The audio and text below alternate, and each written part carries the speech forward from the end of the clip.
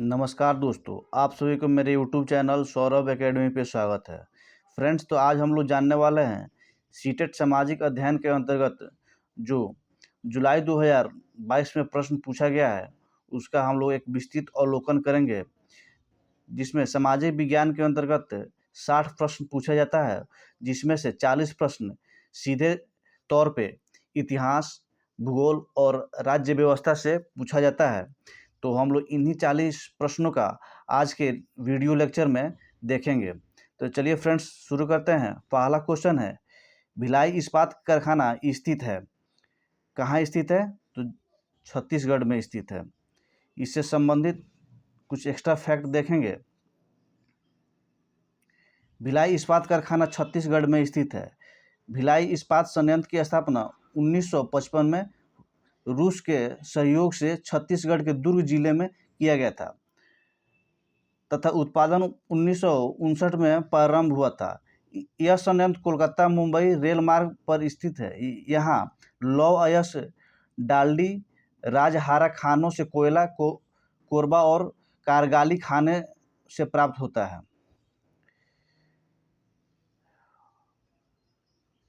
Cell की स्थापना जनवरी 1954 में की गई थी। फ्रेंड्स, टाटा स्टील की स्थापना कब किया गया था? टाटा स्टील की स्थापना 1907 में किया गया था। नेक्स्ट प्रश्न की तरफ हम देखेंगे। अगला प्रश्न है, निम्नलिखित शैलों में से कौन सी अवसादी शैल का उदाहरण है? तो इसका सही उत्तर होगा ऑप्शन नंबर सी। क्या होगा? Shell. Option number C, shell. पूछल तारे की पूंछ की दिशा सदैव होती है सूर्य से दूर, सूर्य की ओर, उत्तर पूर्व की ओर, दक्षिण पूर्व की ओर। इसका सही उत्तर होगा सूर्य से दूर। क्या होगा सही उत्तर? इसका सूर्य से दूर इसका सही उत्तर होगा। अगला प्रश्न है, निम्नलिखित में से कौन भ्रंश से संबंधित है? ऑप्शन 1 है नतीलंब घाटी, पनौती घाटी, हैगबर्ग और गैब्रेन। इसका सही उत्तर होगा गैब्रेन। ऑप्शन नंबर डी इसका क्या होगा? सही उत्तर होगा। अगला प्रश्न फ्रेंड्स हम लोग देखेंगे। अगला प्रश्न है, निम्नलिखित में से कौन उष्णकटिबंधीय मरुस्थल नहीं है? इसमें क्या देखना है? कौन उष्णकटिबंधीय मरुस्थल नहीं है? अरबिया, आटाकामा, गोबी का मरुस्थल और कालाहारी का मरुस्थल। फ्रेंड्स, इसका सही उत्तर होगा गोबी का मरुस्थल उष्णकटिबंधीय मरुस्थल नहीं। यह क्या है? ठंडा प्रदेशों में पाया जाता है और चीन के मंगोलिया प्रांत में यह गोबी का मरुस्थल पाया जाता है। अगला प्रश्न है, भारतीय संविधान का कौन सा भाग मौलिक अधिकार से संबंधित है? भाग 2, भाग 1, भाग 3 और भाग 4। तो इसका सही उत्तर होगा भाग 3। भाग 3 में अनुच्छेद 12 से लेकर 32 तक मौलिक अधिकार के बारे में क्या किया है? चर्चा किया गया है, जिसमें संविधान निर्माण के समय हमारे संविधान में 7 प्रकार की मौलिक अधिकारों की बात की गई थी, जिसको 44वां संविधान संशोधन 1978 के द्वारा एक मौलिक अधिकार को हटा दिया गया, जिसको संविधान के अनुच्छेद 300 के क में उसको रख दिया गया, जो क्या था? एक संपत्ति का अधिकार था। वर्तमान समय में हमारे संविधान में 6 प्रकार की मौलिक अधिकार की चर्चा किया गया है, जिसको हम लोग यहाँ पे एक एक करके देखेंगे। पहला है समता का अधिकार, अनुच्छेद 14 से 18। स्वतंत्रता का अधिकार, अनुच्छेद 19 से 22। शोषण के विरुद्ध अधिकार, अनुच्छेद 23 से 24। धार्मिक स्वतंत्रता का अधिकार 25 से 28। संस्कृति एवं शिक्षा संबंधी अधिकार, अनुच्छेद 29 से 30। संवैधानिक उपचारों का अधिकार, अनुच्छेद 32। हमारे संविधान में जब किसी व्यक्ति का मौलिक अधिकार का हनन होता है तो वह सीधे अनुच्छेद 32 का सहारा लेकर सुप्रीम कोर्ट जा सकता है और अनुच्छेद 226 का सहारा लेकर हाई कोर्ट में वह सीधे जा सकता है। संवैधानिक उपचारों की चर्चा अनुच्छेद 32 में 5 प्रकार की किया गया है। अगला प्रश्न है, पंचायती राज को सुदृढ़ करने हेतु निम्नलिखित में से कौन सा भारतीय संविधान संशोधन किया गया था? 44वां संविधान संशोधन, 42वां संविधान संशोधन, 73वां संविधान संशोधन, 86वां संविधान संशोधन। इसका सही उत्तर होगा 73वां संविधान संशोधन किया गया था। फ्रेंड्स, हम लोग जानेंगे पंचायती राज से संबंधित कुछ एक्स्ट्रा फैक्ट से संबंधित हम लोग देखेंगे। इसमें पंचायती राज की शुरुआत 2 अक्टूबर 1959 को राजस्थान के नागौर जिला से किया गया था पहली बार। उस समय प्रधानमंत्री पंडित जवाहरलाल नेहरू थे। इन्हीं के द्वारा पंचायती राज व्यवस्था को 2 अक्टूबर गांधी जी के जन्म दिवस के अवसर पर 2 अक्टूबर 1959 से राजस्थान के नागौर जिला से इसको प्रारंभ किया गया था। संविधान में एक नया खंड जोड़कर भाग 9 को सम्मिलित किया गया था, जिस इसमें पंचायत नाम दिया गया था। और इसमें 29 विषयों का, इसमें कितना 29 विषयों को शामिल किया गया है। और यह पंचायती राज व्यवस्था को 11वीं अनुसूची में जोड़ा गया है। और पंचायतों के गठन के लिए हमारे संविधान में अनुच्छेद 40 संदर्भित है। अनुच्छेद कौन संदर्भित है? अनुच्छेद 40। अनुच्छेद 40 कहता है, राज्य ग्राम पंचायतों को गठित करने के लिए एक कदम उठाएगा। अर्थात किसी भी ग्राम पंचायत के गठन करने के लिए कौन सा अनुच्छेद में बात किया गया है? अनुच्छेद 40 में इस चीज़ को संदर्भित किया गया है। अगला प्रश्न है, अंतर्राष्ट्रीय न्यायालय का मुख्यालय स्थित है London, New York, the Hague, Paris. तो फ्रेंड्स, इसका सही उत्तर होगा द हेग। अंतर्राष्ट्रीय न्यायालय का मुख्यालय कहाँ स्थित है? द हेग में स्थित है। अंतर्राष्ट्रीय न्यायालय की स्थापना 1945 में संयुक्त राष्ट्र के चार्टर द्वारा किया गया था। इस न्यायालय में 15 न्यायाधीश होते हैं, जिन्हें संयुक्त राष्ट्र महासभा और सुरक्षा परिषद द्वारा 9 वर्षों के लिए चुना जाता है। कितने वर्षों के लिए चुना जाता है? 9 वर्षों के लिए चुना जाता है। अगला प्रश्न है, जनसंख्या नियंत्रण एवं परिवार नियोजन विषय भारतीय संविधान के अंतर्गत किस सूची में शामिल है? संघ सूची, राज्य सूची, समवर्ती सूची, अवशिष्ट सूची। फ्रेंड, जनसंख्या समवर्ती सूची का विषय है। हमारे संविधान में के 7वीं अनुसूची में 3 सूची की बात की गई है, जिसको हम लोग एक एक करके देखेंगे यहाँ पे। फ्रेंड्स, 3 तरह की सूची होती है, संघ सूची, राज्य सूची और समवर्ती सूची।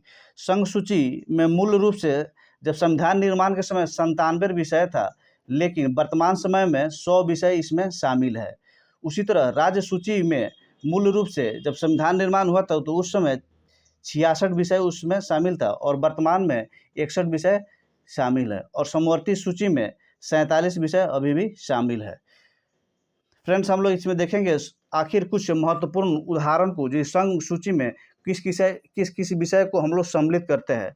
भारतीय रिजर्व बैंक, संघ लोक का ऋण, डाकघर बचत बैंक, रेल, रक्षा उद्योग, जनगणना, अखिल भारतीय सेवाएं, ये सब क्या है? संघ सूची में शामिल है। फ्रेंड्स, हम लोग देखेंगे उसके बाद राज्य सूची में कौन कौन से विषय आते हैं। लोक व्यवस्था, पुलिस, पथकर, कृषि आय पर कर, राज्य लोक ऋण, लोक स्वास्थ्य और स्वच्छता आदि।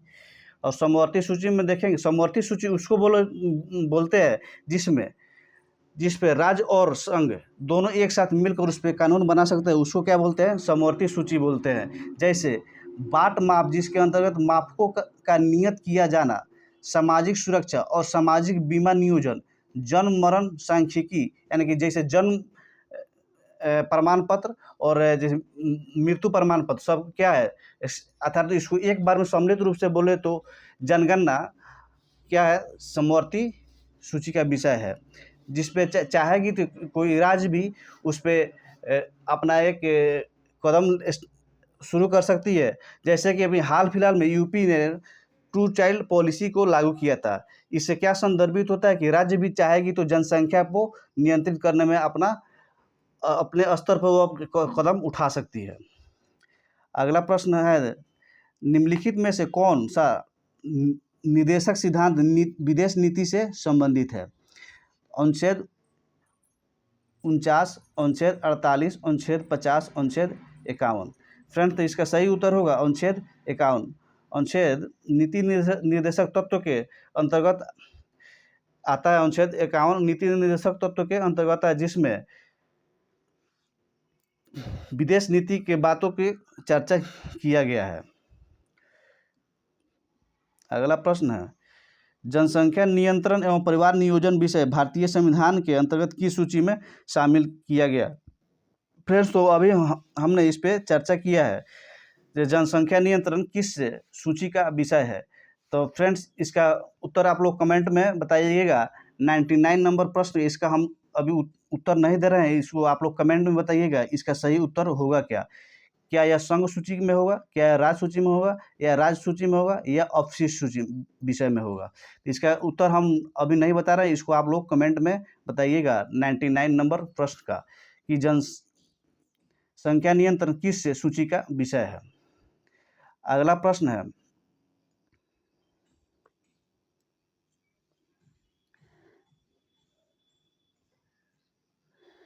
तापक्रम विलोमता का अर्थ है। तापक्रम विलोमता का क्या अर्थ है। इसका पहला, बढ़ती ऊंचाई के साथ बढ़ता तापक्रम, बढ़ती ऊंचाई के साथ घटता तापक्रम, बढ़ती ऊंचाई के साथ स्थिर तापक्रम, बढ़ती ऊंचाई के साथ अस्थिर तापक्रम। जैसे तापक्रम विलोमता, सबसे पहले हम लोग जानेंगे तापक्रम विलोमता होता क्या है। टेम्परेचर इन्वर्जन ऑफ टेम्परेचर होता क्या है। What do you means of inversion of temperature. तो फ्रेंड्स, हम लोग देखेंगे जब सूर्य का प्रकाश पृथ्वी पर आती है और जैसे ही शाम होते हैं उसके बाद क्या होता है, सूर्य के प्रकाश जैसे रिफ्लेक्ट करती है, जैसे इस तरह सूर्य के प्रकाश से पृथ्वी पर, फिर उसके बाद क्या होगी, जाएगी, यानी कि तापक्रम क्या होगा, इन्वर्स होगा, लौटेगा। तो क्या होगा, उस जो सूर्य का किरण का दिशा है उसमें क्या होगा, फिर रिवर्स विपरीत दिशा में जाएगा। उसी को क्या बोलते हैं, टेम्परेचर तापक्रम विलोमता बोलते हैं। फिर जब लौटता है तो उसमें क्या होता है, टेम्परेचर क्या होता है, इंक्रीज कर जाता है। तो इस प्रकार इस कॉन्सेप्ट से हम लोग का उत्तर क्या होगा, बढ़ती ऊंचाई के साथ बढ़ता तापक्रम। जिसका सही उत्तर क्या होगा, ऑप्शन नंबर ए इसका सही उत्तर होगा। फ्रेंड्स, अगला प्रश्न है 102 नंबर, निम्नलिखित जलाशयों में कौन रिहांद परियोजना से संबंधित है। गोविंद बल्लभ पंत सागर, गांधी सागर, जवाहर सागर, गोविंद सागर। फ्रेंड्स, इसका सही उत्तर होगा Govind Ballabh Pant Sagar. Option number A इसका सही उत्तर होगा। अगला प्रश्न है, शिवकिल्ला प्रसिद्ध पर्वतीय दर्रा है उत्तराखंड में, जम्मू कश्मीर में, सिक्किम में, हिमाचल प्रदेश में। तो शिवकिल्ला दर्रा कहाँ पे है, हिमाचल प्रदेश में। Option number D, option number इसका डी होगा। अगला प्रश्न, सामाजिक अध्ययन के अध्यापक को विषय वस्तु के साथ साथ ज्ञान होना चाहिए।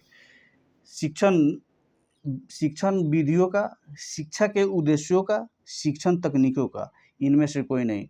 फ्रेंड्स, इसे यहाँ पे प्रश्न में कुछ मिसिंग दिया हुआ है, क्योंकि यहाँ पे इनमें से कोई नहीं के स्थान पे इनमें से सभी होना चाहिए। क्योंकि जब हम लोग सामाजिक अध्ययन का अध्ययन करते हैं, विषय वस्तु का ज्ञान होना चाहिए। प्रश्न बोल रहा है सामाजिक अध्ययन के अध्यापक को विषय वस्तु के साथ साथ क्या ज्ञान होना चाहिए, शिक्षण विधियों का बिल्कुल टीचिंग मेथड अवश्य ज्ञान होना चाहिए किसी भी सब्जेक्ट के पढ़ाने के लिए। दूसरा है शिक्षा के उद्देश्यों का, हम लोग क्या उद्देश्य है शिक्षा, कोई भी विषय वस्तु अर्थात कोई भी टॉपिक अर्थात कोई भी सब्जेक्ट हम पढ़ाते हैं तो उसका क्या मोटिव है, उसको केंद्र में रखते हुए हम उसको शिक्षण दे सकते हैं।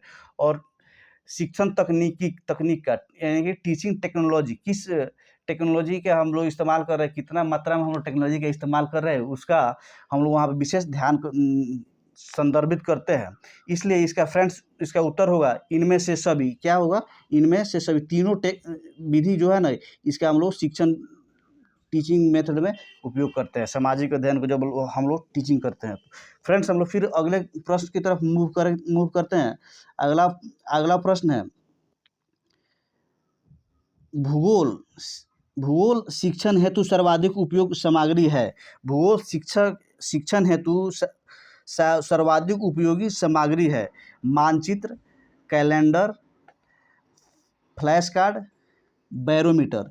तो सबसे पहले फ्रेंड्स हम लोग इसमें देखेंगे, इसका सही उत्तर क्या होगा? मानचित्र।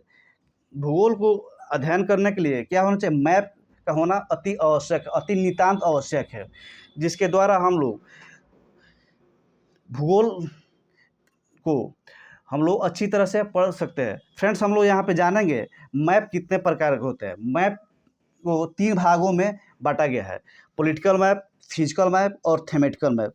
पॉलिटिकल मैप होता क्या है? पॉलिटिकल मैप में किसी भी राज्य हो, देश हो या कॉन्टिनेंट हो, उसके राजनीतिक सीमाओं के बारे में हम लोग अध्ययन करते हैं। जैसे हम लोग दिल्ली के जैसे अपने दिल्ली केंद्र शासित प्रदेश हुआ, उसके आसपास कितने राज्य हैं, उसके नेबरिंग बाउंड्री के बारे में हम लोग उसके स्टडी करते हैं। और दूसरा है फिजिकल मैप। फिजिकल मैप में हम लोग क्या पढ़ते हैं?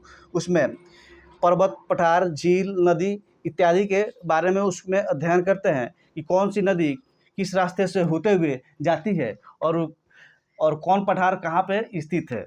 और फ्रेंड्स, दूसरा होता है थीमेटिकल मैप। इसमें हम लोग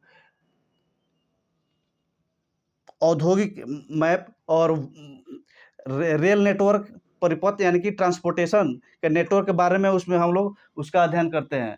और जैसे सॉइल के किसी मिट्टी का अध्ययन करना है तो उसको हम लोग मैप पर हम लोग उसको संदर्भित करेंगे तो उसको हम लोग किस मैप में रखेंगे? थीमेटिकल मैप में रखेंगे। किस में? थीमेटिकल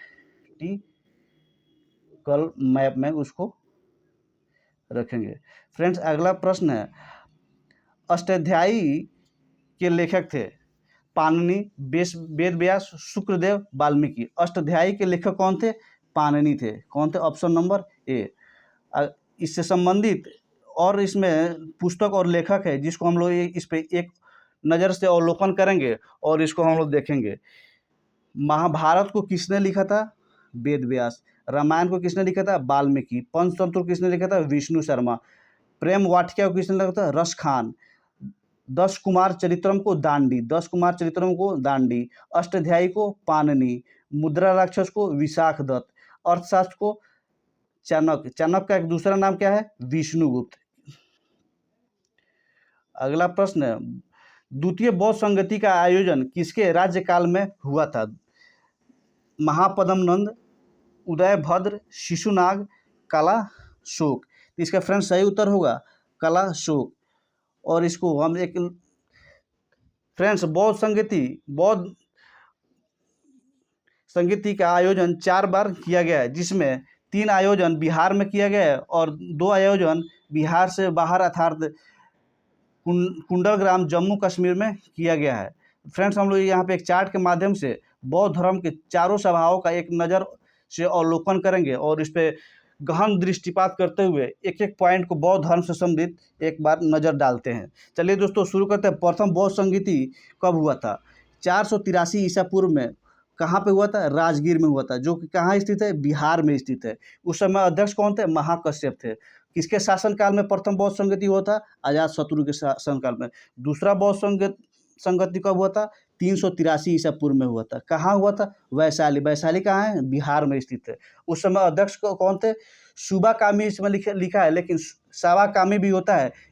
कहीं कहीं सुबा कामी लिखा रहता है और कहीं सावा कामी भी लिखा रहता है। उस समय किसके शासनकाल में यह दूसरा बौद्ध संगति हुआ था? कालाशोक के शासनकाल में। तृतीय बौद्ध संगति कब हुआ था? 251 ईसा पूर्व में हुआ था। कहाँ पे हुआ था? पाटलिपुत्र में हुआ था। और अध्यक्ष कौन थे? मोगलीपुत्र तीसरा। किसके शासनकाल में? अशोक। चौथा बौद्ध संगति प्रथम ईस्वी शताब्दी में हुआ था। कहाँ हुआ था? कुंडलवन। कहाँ पे है कुंडलवन? कश्मीर में है। उस समय अध्यक्ष कौन थे? वासुमित्र और अश्वघोष। कौन थे? वासुमित्र और अश्वघोष। किसके शासनकाल में हुआ था? अध्यक्ष। फ्रेंड्स, ये प्रश्न पूछता है बौद्ध संगीति, कौन सा बौद्ध संगीत बिहार से बाहर हुआ था? जब हम लोग बिहार से संबंधित या अर्थात बिहार के परिप्रेक्ष्य में किसी एग्जाम को देते हैं तो उसमें इस तरह का क्वेश्चन पूछ लिया जाता है, कौन सा बौद्ध संगति बिहार से बाहर हुआ था? चौथा बौद्ध संगति बिहार से बाहर हुआ था। और कितने बौद्ध संगति बिहार के में हुआ था? 3। कौन कौन? राजगीर, वैशाली, पाटलिपुत्र। फ्रेंड्स हम लोग इसको याद करने के आप लोग को बहुत अच्छा ट्रिक बताएंगे। जैसे हम लोग यहाँ पे बिहार का मैप हम लोग बताते हैं। बिहार का मैप कैसा है? आयताकार है। कैसा है? आयताकार है। बीच से क्या जा रही है? गंगा नदी जा रही है। ठीक, तो उसको याद करने का तरीका क्या है? राजगीर, वैशाली कितना है? राजगीर, वैशाली और पाटलिपुत्र। राजगीर कहाँ पे है? यहाँ पे है, लगभग यहाँ पे है। राजगीर, वैशाली, पाटलिपुत्र। ठीक, तो सॉरी,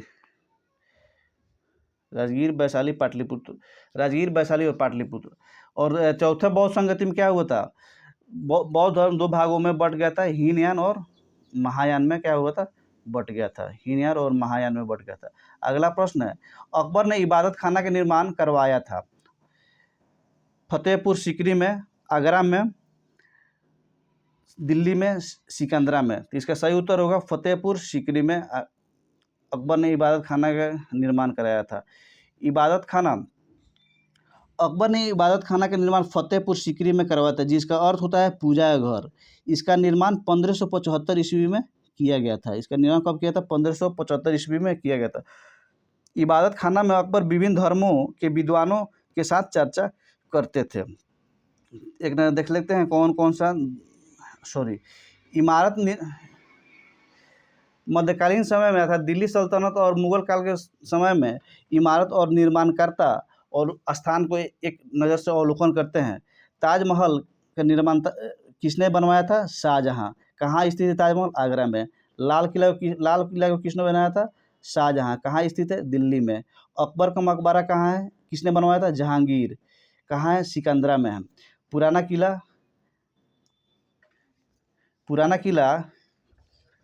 किला कहाँ है? शेरशाह। पुराना किला का शेरशाह सूरी ने बनवाया था। और कहाँ पे बना था? दिल्ली में। शालीमार बाग किसने बनवाया था? जहांगीर। और कहाँ है? श्रीनगर में। कुतुब मीनार कुतुबुद्दीन ऐबक ने बनवाया था। कहाँ पे? दिल्ली में है। 2.5 दिन का झोपड़ा। फ्रेंड्स 2.5 दिन का झोपड़ा पहले एक संस्कृत महाविद्यालय था, जिसको 2.5 दिन में इसको मस्जिद के रूप में तब्दील कर दिया गया था, जिसको कुतुबुद्दीन ऐबक ने बनाया था। अजमेर राजस्थान में स्थित है। अकबर किला अकबर ने बनवाया था। कहाँ है? इलाहाबाद में है। अकबर किला इलाहाबाद में है। आर्य समाज की स्थापना हुई थी। आर्य समाज की स्थापना 1875 में दयानंद सरस्वती के द्वारा किया गया था। आर्य समाज की स्थापना। फ्रेंड्स यहाँ पे देख लेंगे कुछ आधुनिक भारत के संदर्भ में कुछ संस्थाएं हैं, उसके स्थापना वर्ष और संस्थापक के बारे में यहाँ पे दिया हुआ है। उसको एक नज़र से हम लोग देख लेंगे, जो कि हम लोग का एग्जाम के लिए काफ़ी महत्वपूर्ण ये सब पॉइंट होते हैं। ब्रह्म समाज की स्थापना 1828 में राजा राम मोहन द्वारा किया गया। सत्यशोधक समाज की स्थापना 1873 में ज्योतिबा फुले द्वारा किया गया। बेलूर मठ की स्थापना 1897 में स्वामी विवेकानंद द्वारा किया गया था। रामकृष्ण मिशन की स्थापना 1897 में स्वामी विवेकानंद द्वारा किया गया था। अभिनव भारत की स्थापना 1904 में नायक दामोदर सावरकर अर्थात BD सावरकर के नाम से भी इनको जाना जाता है। सर्वेंट ऑफ इंडिया सोसाइटी की स्थापना 1905 में गोपाल कृष्ण गोखले द्वारा किया गया था। गद्दर पार्टी की स्थापना 1913 में लाला हरदयाल द्वारा किया गया था। स्वराज पार्टी की स्थापना 1923 में मोतीलाल नेहरू और चित्तरंजन दास के द्वारा किया गया था। फॉरवर्ड ब्लॉक की स्थापना 1939 में सुभाष चंद्र बोस के द्वारा किया गया था। फ्रेंड्स अगला क्वेश्चन है निम्नलिखित में से कौन काकोरी कांड से संबंधित नहीं है? राजेंद्र लहड़ी, राम प्रसाद बिस्मिल, आसफुल्ला खां और सूर्यसेन। फ्रेंड्स तो इसका सही उत्तर होगा सूर्यसेन काकोरी कांड से संबंधित नहीं है। सूर्यसेन चटगांव शस्त्रागार से संबंधित है, जो कि 1923 में यह चटगांव शस्त्रागार घटित हुआ था। सूर्यसेन को मास्टरदा के नाम से भी जाना जाता है।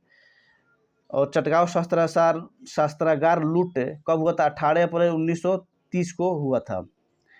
अगला प्रश्न है निम्नलिखित में से कौन सी शिक्षण सहायक सामग्री सर्वाधिक उपयुक्त है?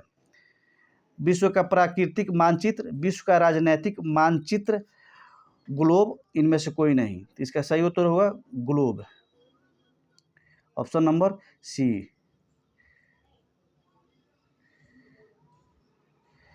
भूगोल शिक्षण की उपयुक्त विधि है वार्तालाप विधि, भ्रमण विधि, कहानी विधि, इनमें से कोई नहीं। क्या है? भ्रमण विधि इसका सही उत्तर होगा। अगला प्रश्न है, मानचित्र को समझने की सर्वव्यापी भाषा को समझा जा सकता है रूढ़ चिन्हों से, रेखा चित्रों से, माला के अक्षरों द्वारा, थीमेटिक मानचित्रों से। तो इसका सही उत्तर होगा ऑप्शन नंबर ए। क्या होगा? रूढ़ चिन्हों से। अगला फ्रेंड्स प्रश्न है, यू आकार की घाटी का निर्माण होता है नदी द्वारा, हिम नदी द्वारा, पवन द्वारा, सागरीय तरंगों द्वारा। तो इसका सही उत्तर होगा हिम नदी द्वारा। यू आकार की घाटी का निर्माण कैसे होता है? हिम नदी के द्वारा होता है। अगला प्रश्न है, ऑस्ट्रेलिया की राजधानी कहाँ है? कैनबरा, सिडनी, मेलबोर्न, इनमें से कोई नहीं। ऑस्ट्रेलिया की राजधानी कहाँ है? कैनबरा, ऑप्शन नंबर ए इसका सही उत्तर होगा। फ्रेंड्स यहाँ पे देखेंगे कुछ देश और उसके राजधानी और उस देश से संबंधित मुद्रा के बारे में यहाँ पे हम लोग अध्ययन करेंगे। न्यूजीलैंड की राजधानी वेलिंगटन है, वहाँ यहाँ के मुद्रा क्या है? डॉलर है। टोंगा की राजधानी नुकुआलाफा है, इसका मुद्रा क्या है? पंगा। वानाआतू की राजधानी पोर्ट विला है, इसका मुद्रा क्या है? वातू। पपुआ न्यू गिनी की राजधानी पोर्ट मोरोशवी, इसकी मुद्रा क्या है? कीना। पलाओ की राजधानी उरुलमडू, मुद्रा क्या है? USA dollar. डोमिनियन गणतंत्र की राजधानी क्या है? सेंटो डोमिनिगो, मुद्रा क्या है? पीसो। एंटीगुआ एवं बरमुंडा की राजधानी क्या है? सेंट जॉन, मुद्रा क्या है? कोलन। प्यूर्टोरिको की राजधानी क्या है? सन जुआन, मुद्रा क्या है? डॉलर। हैती की राजधानी क्या है? पोर्ट ओल फ्रीज, मुद्रा क्या है? गोल्डे। दीन ए इलाही की स्थापना किसने की? हुमायूं, मोहम्मद गजनवी, अकबर, शेरशाह सूरी। फ्रेंड्स, दीन ए इलाही की स्थापना अकबर द्वारा किया गया था। दीन ए इलाही से संबंधित कुछ जानकारी हम लोग यहाँ पे इकट्ठा करेंगे। दीन ए इलाही की स्थापना अकबर ने 1582 ईस्वी में की थी। यह विभिन्न धर्मों के बीच मतभेद की खाई को भरने के लिए चलाया गया था। यह एक ईश्वर में विश्वास करता था, इसमें सभी धर्मों के अच्छे तत्व क्या थे? समाहित थे। दीन ए इलाही में क्या था? सभी धर्मों के तत्वों को अर्थात सर्वधर्म सम्मान के साथ सर्वेश्वरवाद, और हम लोग इसमें फिलॉसफी का अध्ययन करेंगे तो दीन इलाही क्या था? सर्वेश्वरवाद पे आधारित था, न कि एकेश्वरवाद पे आधारित था। हुमायूं ने दीनपना नगर की स्थापना की थी। हुमायूंनामा की रचना गुलबदन बेगम ने की थी। जो गुलबदन कौन थी? हुमायूं की क्या थी? बहन थी। महमूद गजनवी ने भारतीय आक्रमण का मुख्य उद्देश्य धन की प्राप्ति था। फ्रेंड्स, इस तरह के प्रश्न हम लोग परीक्षा प्रणाली में पूछ लिए जाते हैं कि जो कि एक कंसेप्चुअल प्रश्न है, जिसको उसमें पूछा जाता है कि महमूद गजनवी के भारतीय आक्रमण का मुख्य उद्देश्य क्या था। उसमें ऑप्शन दिया जाता है जिसमें उसका मुख्य उद्देश्य था धन की प्राप्ति था। वह एक मूर्ति भंजक था। उसको किस नाम से उपाधि दिया गया है? मूर्ति भंजक नाम से। मूर्ति भंजक का होता क्या है? क्योंकि मूर्ति को जब उसने भारत में आक्रमण किया था, उसने महमूद गजनवी ने भारत पर 17 बार आक्रमण किया था और उसने बहुत सारे मूर्ति को क्या किया था? तोड़ा था महमूद गजनवी ने। इनका सबसे चर्चित आक्रमण 1025 में सोमनाथ के मंदिर पर था। फ्रेंड्स, इसमें सोमनाथ मंदिर पर जो 1025 में आक्रमण था, जो था 16वां क्रम का आक्रमण था। कौन सा क्रम का था? 16th आक्रमण था। शेरशाह का मकबरा सासाराम में अर्थात बिहार में स्थित है। रोहतासगढ़ का किला ए कुन्हा नामक मस्जिद का निर्माण शेरशाह के द्वारा किया गया था। ह्वेनसांग किसके शासनकाल में भारत आया था? चंद्रगुप्त, विक्रमादित्य, समुद्रगुप्त, हर्षवर्धन, स्कंदगुप्त। ह्वेनसांग हर्षवर्धन के शासनकाल में भारत आया था। ह्वेनसांग एक क्या था? चीनी यात्री था, जो कि हर्षवर्धन के शासनकाल में भारत अर्थात बिहार आया था। ह्वेनसांग यहाँ पर देखेंगे, ह्वेनसांग भारत में कब आया था? ह्वेनसांग के हर्षवर्धन के शासनकाल में आया था। यह 629 से 645 ईस्वी की भारत में आया था। वह नालंदा विश्वविद्यालय में अध्ययन करने तथा बौद्ध ग्रंथों को एकत्रित कौन से ग्रंथों को बौद्ध ग्रंथों को एकत्रित कर ले जाने के लिए आया था। इसका भ्रमण वृत्तांत सीयूकी के नाम से प्रसिद्ध है। फहियान गुप्त नरेश चंद्रगुप्त द्वितीय चंद्रगुप्त विक्रमादित्य के दरबार में आया था। किसके दरबार में आया था? चंद्रगुप्त विक्रमादित्य के दरबार में आया था। इसके अपने विवरण में मध्य प्रदेश की जनता को सुखी एवं समृद्ध बताया था। कहाँ की जनता को इसमें सुखी और समृद्ध बताया था? मध्य प्रदेश की जनता को सुखी और समृद्ध बताया था। डायमेकस सीरिया नरेश अंत्योकस का राजदूत था। किसका राजदूत था? डायमेकस सीरिया नरेश अंत्योकस का राजदूत था, जो बिंदुसार के दरबार में आया था। डायोनिसियस यह मिस्र नरेश टॉलमी फिलाडेल्फस का राजदूत था, जो अशोक के दरबार में आया था। मार्को पोलो इटली का यात्री था। यह पांड देश की यात्रा पर आया था। तारानाथ एक तिब्बती लेखक था। इसमें कौन थे? तारानाथ एक तिब्बती लेखक था। निम्नलिखित बादशाहों में से किसे कलंदर कहा जाता है? सबसे पहले हम जानेंगे फ्रेंड्स, कलंदर होता क्या है। कलंदर का मतलब होता है जो दान देने वाला अर्थात उदार प्रवृत्ति का व्यक्तित्व के आदमी को हम लोग क्या बोलते हैं? कलंदर बोलते हैं। जिसको किस बादशाह के कलंदर कहा जाता है? हुमायूं, बाबर, अकबर और शाहजहां। इसका सही उत्तर होगा फ्रेंड्स बाबर ने कलंदर की उपाधि धारण की थी। यहाँ पे बाबर से संबंधित कुछ एक्स्ट्रा तथ्य को हम लोग देखेंगे। मुगल बादशाह बाबर को कलंदर कहा जाता है। बाबर का जन्म 1483 ईस्वी में हुआ था। पिता का नाम उमर शेख मिर्जा था, जो फरगाना के शासक थे। बाबर ने ही मुगल वंश की स्थापना की थी। बाबर ने बादशाह की उपाधि धारण की थी। पानीपत के प्रथम युद्ध में बाबर ने पहली बार तुलगामा युद्ध नीति एवं तोपखाने का प्रयोग किया था। उस्ताद अली एवं मुस्तफ़ा बाबर के दो प्रसिद्ध तोपची थे। कौन कौन? उस्ताद अली और मुस्तफ़ा बाबर क्या थे? तो प्रमुख क्या थे? तोपची थे। तोपची किसको बोलते? तोप चलाने वाले को तोपची बोला जाता है, जिसने पानीपत के प्रथम युद्ध में भाग लिया था। बाबर की अपनी उदारता के लिए कलंदर की उपाधि दी गई थी। खानवा का युद्ध 1527 ईस्वी में बाबर ने राणा संगा के खिलाफ जिहाद का नारा दिया था। फ्रेंड्स, जिहाद का मतलब क्या होता है? जिहाद का मतलब होता है कुछ भी कर गुजरने के लिए, सर कुछ भी प्राप्त करने के लिए किसी हद तक चले जाना, उसमें क्या दिया। और यह जिहाद क्या होता है? एक धार्मिक नारा है, जिसमें पहली बार बाबर ने जिहाद शब्द का प्रयोग किया था। किस युद्ध में? खानवा का युद्ध में, जो कब हुआ था? 1527 ईस्वी में खानवा का युद्ध हुआ था। बाबर ने अपने आत्मकथा बाबरनामा तुजुक ए बाबरी की रचना तुर्क भाषा में की थी, जिसका बाद में अनुवाद फारसी भाषा में अब्दुल रहीम खाना द्वारा किया गया था। बाबर ने अपनी आत्मकथा किस भाषा में लिखी थी? तुर्क भाषा में लिखी थी, जिसको फारसी भाषा में अनुवाद किसके द्वारा कर दिया गया था? अब्दुल रहीम खाना द्वारा फारसी भाषा में अनुवाद कर दिया गया था। अगला प्रश्न फ्रेंड्स, बंगाल विभाजन करने वाला गवर्नर जनरल कौन था? फ्रेंड्स, बंगाल विभाजन किसके शासनकाल में घटित हुआ था? उसको हम लोग यहाँ पे देखेंगे। ऑप्शन नंबर 1 है कैनिन के द्वारा। कैनिन के समय में, कर्जन के समय में, मिंटो के समय में, मेयो के समय में। तो यहाँ पे फ्रेंड्स, बंगाल विभाजन कब घटित हुआ था? बंगाल विभाजन 1905 में घटित हुआ था। तो फ्रेंड्स, उस समय कौन थे? 1899 से 1906 तक गवर्नर जनरल कौन थे? लॉर्ड कर्जन थे। उन्हीं काल में बंगाल विभाजन घटित हुआ था। बंगाल विभाजन से संबंधित हम लोग यहाँ पे कुछ एक्स्ट्रा फैक्ट भी जानेंगे। बंगाल विभाजन करने वाला गवर्नर लॉर्ड कर्जन था। कर्जन ने 19 जुलाई 1905 में बंगाल प्रेसिडेंसी के विभाजन की घोषणा की। अंततः 1911 में बढ़ते विरोध के कारण लॉर्ड हार्डिंग द्वारा बंगाल विभाजन का कर दिया गया, रद्द कर दिया गया। लॉर्ड कैनिन के समय सबसे महत्वपूर्ण घटना 1857 का विद्रोह था। लॉर्ड मिंटो के समय में अलग निर्वाचन व्यवस्था मॉर्ले मिंटो सुधार अधिनियम 1909 आया था।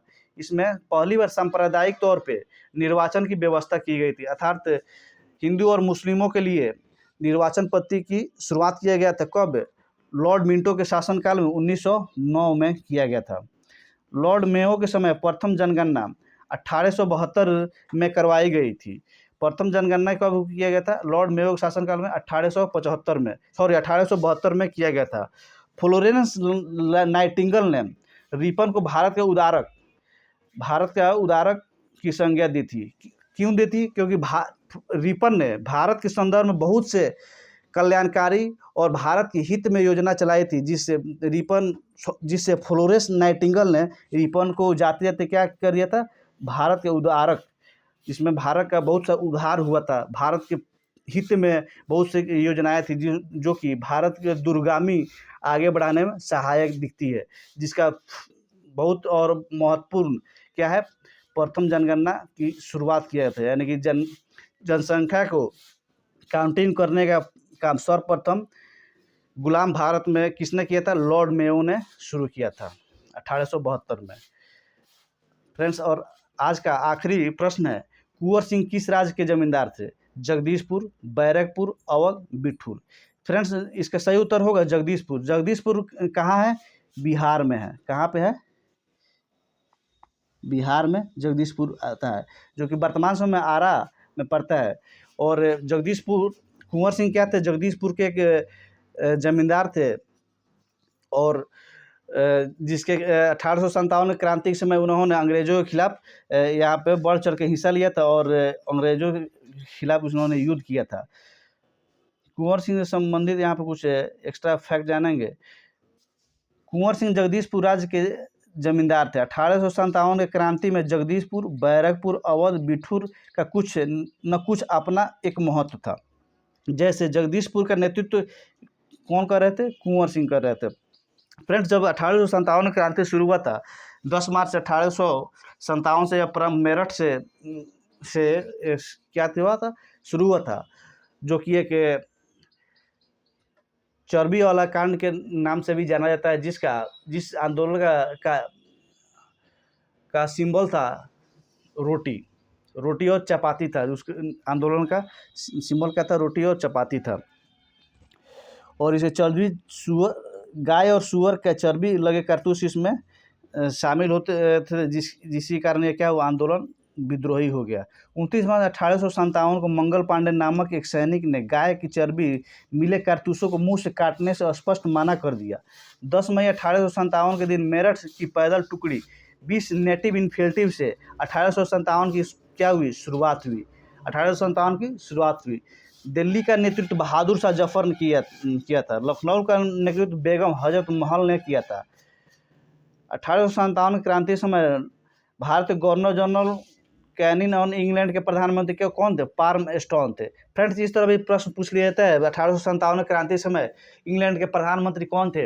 पार्म स्टोन थे। इंग्लैंड के प्रधानमंत्री कौन थे? पार्म स्टोन थे। फ्रेंड्स, तो यहीं पर हम लोग का क्लास यहीं पे समाप्त होता है, और आप लोग से अपेक्षित है कि आप लोग इस वीडियो को देखने के बाद अपनी प्रतिक्रिया कमेंट बॉक्स में अवश्य दें,